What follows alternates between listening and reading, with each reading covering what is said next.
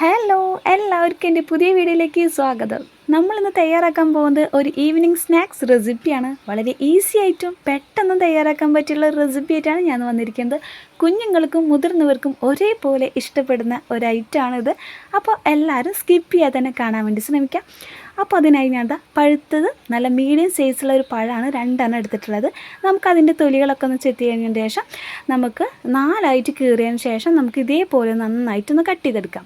നമ്മളിവിടെ 2 പഴം എടുത്തിട്ടുള്ളെങ്കിൽ നമുക്ക് മാക്സിമം 5 പേർക്കെങ്കിലും വയറ് നിറയെ കഴിക്കാനായിട്ട് ഇഷ്ടപ്പെടുന്ന ഒരു സ്നാക്സ് തന്നെയാണ് ഇട്ടത്. അപ്പോൾ എൻ്റെ ബാക്കിയുള്ള എല്ലാ പഴവും ഞാനത് കട്ട് ചെയ്തെടുത്തിട്ട് ഇതേപോലത്തെ ഒരു പാത്രത്തിലേക്ക് മാറ്റി വയ്ക്കുന്നുണ്ട്.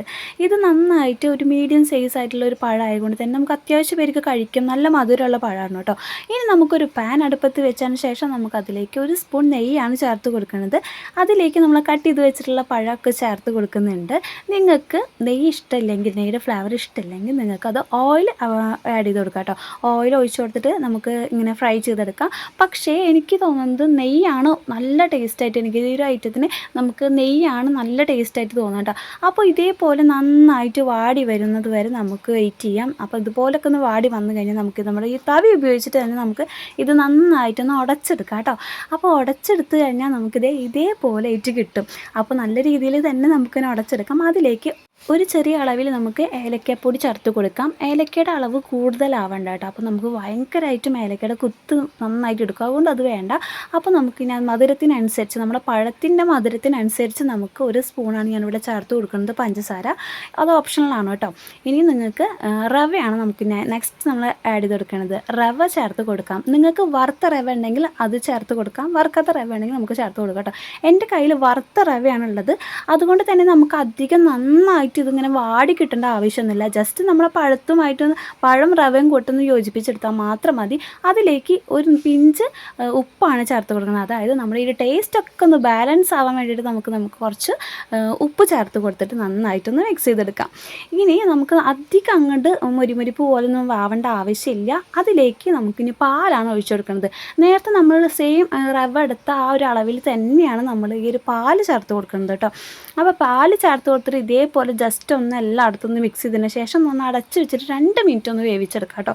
നമ്മുടെ റവ ഒന്ന് നന്നായിട്ടൊന്ന് വെന്ത് കിട്ടാൻ വേണ്ടിയിട്ടാണ് നമുക്ക്. അപ്പോൾ നമ്മുടെ റവയൊക്കെ നന്നായിട്ട് വെന്തിട്ടുണ്ട്. നമ്മുടെ പഴം റവയും കൂട്ടി നന്നായിട്ടൊന്ന് യോജിപ്പിച്ചെടുക്കുന്നുണ്ട് നമ്മൾ ഈ ഒരു തവി ഉപയോഗിച്ചിട്ട് തന്നെ. ഇനി നമുക്ക് ഇതേപോലത്തെ ഒരു പാത്രത്തിലേക്ക് നമുക്ക് മാറ്റാവുന്നതാണ്. നമുക്ക് നന്നായിട്ട് ചൂടുണ്ടായിരിക്കും. അപ്പോൾ നമുക്ക് ചൂട് ആറാൻ വേണ്ടി കുറച്ച് നേരം ഇങ്ങനെ ഇതേപോലെ ഒന്ന് ചിക്കി വയ്ക്കാം. ഇനി ഫാൻ്റെ കാറ്റിലൊക്കെ കൊണ്ട് തണുക്കട്ടെ. അപ്പോഴത്തേക്ക് നമുക്ക് ഇതേപോലെ ഒന്ന് നമ്മുടെ കൈ കൊണ്ട് തൊടാൻ പറ്റുന്ന ഒരു പാകത്തിലേക്ക് കഴിഞ്ഞാൽ നമുക്ക് ഇതേപോലെ കുറച്ച് ബോൾസ് പോലെ ആക്കി വെക്കണം കേട്ടോ. അപ്പോൾ ഞാനിത് ഇതേപോലെ ഒരു അളവിലാണ് തയ്യാറാക്കുന്നത്. ബാക്കിയുള്ള എല്ലാതും ഞാൻ ഇതേപോലെ തന്നെ തയ്യാറാക്കുകയാണ്.